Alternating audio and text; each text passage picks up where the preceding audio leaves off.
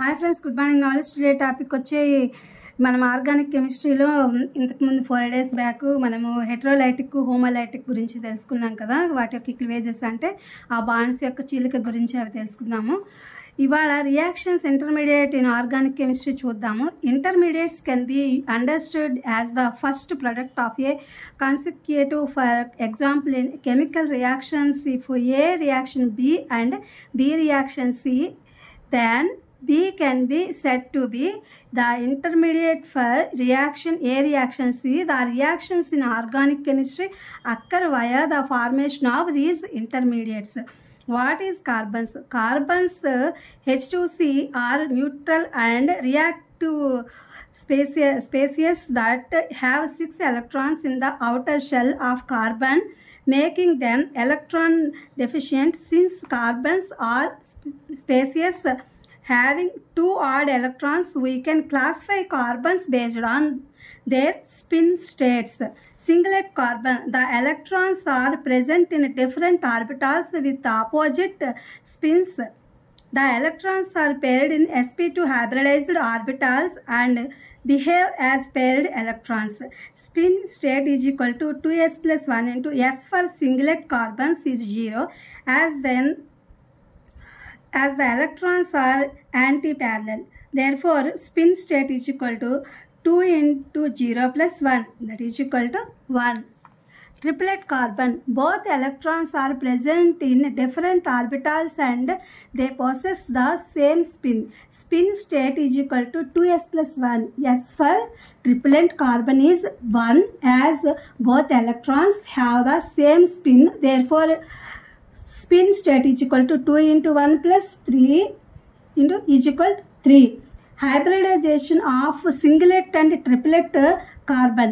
Singlet carbon hybridization, they are sp2 hybridized with a bent shape. They have a bond angle of 130 degrees and a bond length of 112 pm.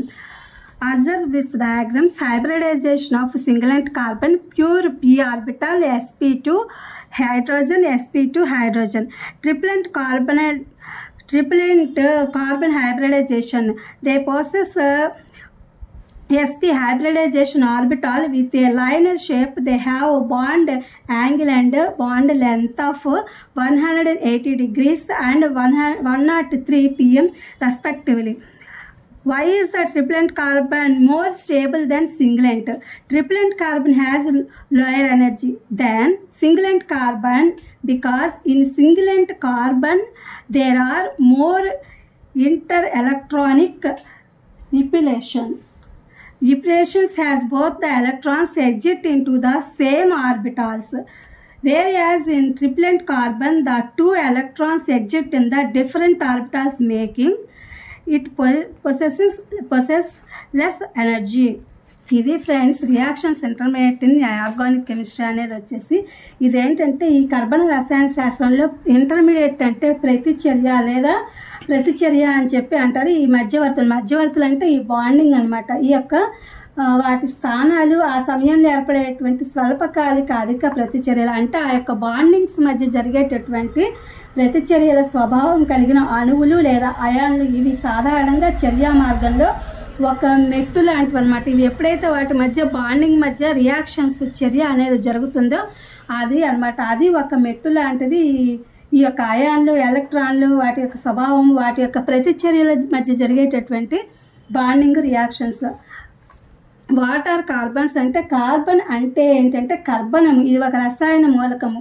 అంటే దీన్ని C అనే ఒక చిహ్నంతో సూచిస్తారు. C అంటే కర్బనం. ఇది అన్ని జీవుల్లో మరియు అనేక పదార్థాల్లో ఉండేటటువంటి ఒక ముఖ్యమైన మూలకం. అసలు కర్బనం లేని మూలకం అంటూ ఏదే ఉండదు. ఇది అన్ని పదార్థాల్లోనూ మూలకాల్లోనూ ఈ యొక్క కర్బనం అనేది ఉంటుంది. అలాగే కర్బనం అనేది రియాక్టివ్. కర్బన్ యొక్క బయట షెల్స్ ఇప్పుడు సింగ్లెట్ కార్బన్ అని చెప్పి అంటూ ఉంటాం కదా. వీటిని సింగ్లెట్ కార్బన్ అనేది అట్లా ఏంటంటే ఇవి మామూలుగా ఇక్కడ రియాక్టివ్ వచ్చేసరికి బయట షెల్ 6 ఎలక్ట్రాన్స్ ఉన్నాయని చెప్పి అనుకుంటున్నాము. ఈ 6 ఎలక్ట్రాన్లు ఉంటాయి కాబట్టి ఇవి ఎలక్ట్రాన్ లోపల కలిగి ఉన్నాయన్నమాట. ఇవన్నీ కూడా ఎందుకంటే కార్బన్లు రెండు బేస్ ఎలక్ట్రాన్లు కలిగి ఉన్నాయి. అంటే వాటి జాతుల మధ్య అంటే వాటి మధ్య వాటి యొక్క స్థితి అంటే అవి తిరిగేటటువంటి ఆ ఎలక్ట్రాన్ల యొక్క స్థితి ఆధారంగా కార్బన్లను మనం వర్గీకరించవచ్చు అని చెప్పి చెప్తున్నాడు అనమాట.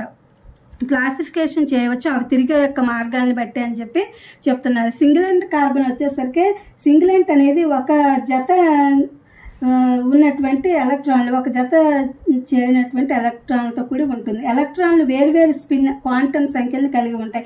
అవి ఎప్పుడైతే వాటిని తిరుగుతూ ఉంటాయో ఇక్కడ డయాగ్రామ్లో ఉన్నాయి చూడండి, వీటి చుట్టూతా మనము ఒక స్పిన్ అంటే తిరగడం కదా, ఇవి వాటి ఎలక్ట్రాన్లు అనేది ఏ విధంగా తిరుగుతాయి ఎట్లాగే ఇవి అనేది ఒకసారి చూద్దాము. ఇక్కడ మనము ఇవి తిరుగుతూ ఉంటాయి ఇట్లా, వీటి యొక్క బంధనాలు ఇలా వాటిని స్పిన్ అంటే అవి తిరిగే యొక్క స్థితిని బట్టి ఆధారపడి ఉంటుంది అనమాట.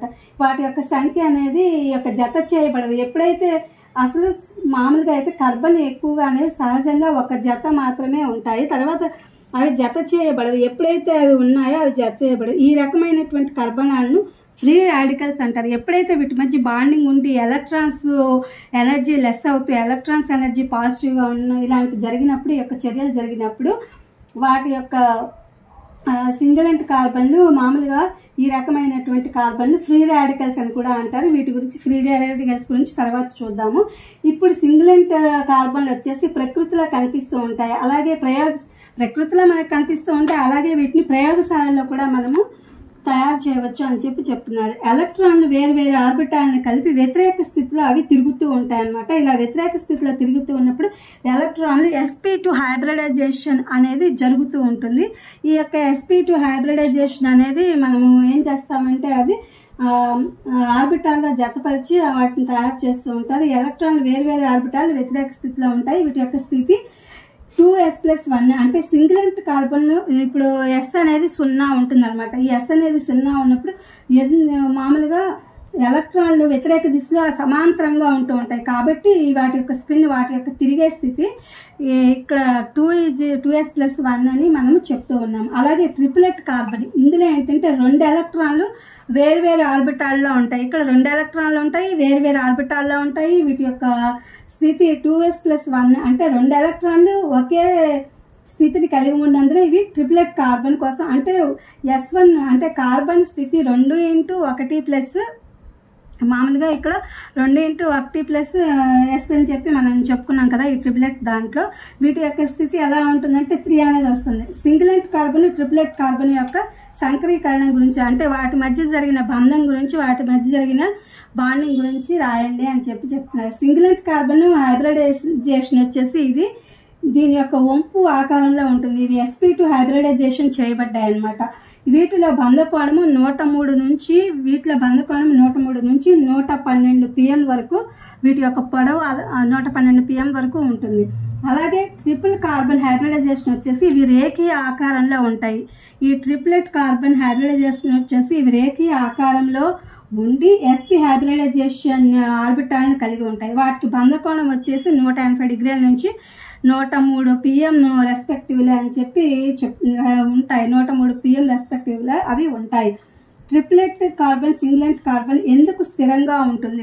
ట్రిపులెట్ కార్బన్ సింగిలెంట్ కార్బన్ కన్నా ఎందుకు స్థిరంగా ఉంటుంది అంటే ట్రిపులెట్ కార్బన్ సింగిలెట్ కార్బన్ కంటే తక్కువ శక్తి కలిగి ఉంటుంది, అంటే లోయర్ ఎనర్జీని కలిగి ఉంటుంది. కాబట్టి సింగిలెట్ కార్బన్ 2 ఎలక్ట్రాన్లు ఒకే ఆర్బిటాల్లో ఉండటం వల్ల సింగిలెట్ కార్బన్ అనేది 2 ఎలక్ట్రాన్లు ఒకే ఆర్బిటాల్లో స్పిన్ అవుతూ ఉంటాయి. కాబట్టి ఇవి ఇంటర్ ఎలక్ట్రానిక్ అంటే ఇవి వికర్షించుకుంటాయి అన్నమాట. ఆ ఎలక్ట్రాన్లు అనేవి వికర్షించుకోవడం ఎక్కువగా ఉంటాయి. అయితే ట్రిపులెట్ కార్బన్లో 2 ఎలక్ట్రాన్లు కూడా వేరు ఆర్బిటాల్స్లో ఉండటం వల్ల అది తక్కువ శక్తిని కలిగి ఉంటుంది అని చెప్పి దాని యొక్క లెస్ ఎనర్జీని కలిగి ఉంటుంది అని చెప్తున్నారు. ఇది ఆర్గానిక్ కెమిస్ట్రీలో reactions intermediates in organic chemistry అనే ఒక టాపిక్. ఇది మీకు ఉపయోగపడుతుంది అని చెప్పి వీడియో అప్లోడ్ చేస్తున్నా. Please my channel like, share, subscribe and comment. Thank you for watching. Thank you for your support.